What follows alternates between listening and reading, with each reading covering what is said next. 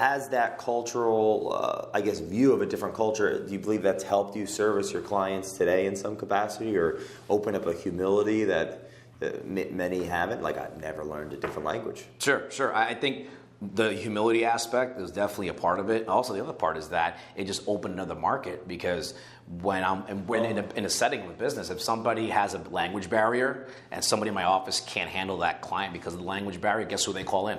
Yeah. Right? Now, it opens another door, so it's another skill set that's so valuable to me because of the fact that I can cross that bridge in language. And language is just another way to build trust and rapport. Right? And it's a little bit harder if we can't understand each other. If that makes sense. So growing up, learning a second language is very valuable for me.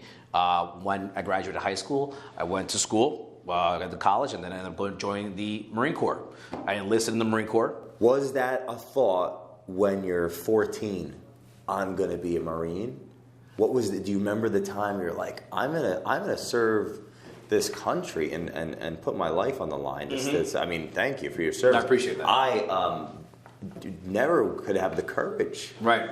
I think as a little kid, there's always that fantasy of being the guy. Yeah, and I think I remember once I dug through my mother's old albums, and I found a picture of myself with a hard hat helmet and M16. I was like 7 years old. I want to give you credit because I really wanted to own laundromats. Really? That was the thing. That would have been a bit better business to be in versus the Marine Corps. I would say that. Well, so what was one of the biggest lessons you learned from the Marine Corps? Oh, God.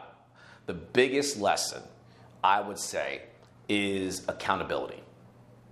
Flat out accountability. And accountability for everything. As in that book, Extreme Ownership. Oh, Jocko Willink. Yeah. Same concept. That concept that I have to own everything and what I've done, what I do, how I interact with people. And I mean, for example, if right now we go into this office space and the sink is just covered with water. Wait, you mean WeWork? At WeWork. If we go into the office, into the bathroom right now, and the bathroom is just, the sink is just wet and crazy, what's stopping you from grabbing, hitting that paper towel dispenser and just wiping things down, leaving it a little bit better than when you walked in? Like responsibility, like having initiative. Those are the things that the idea of it's not my job, so I don't do that. No, that's BS. It is your job. It's all our jobs. Is that what you learned in the military? Like one of many things? One of many things.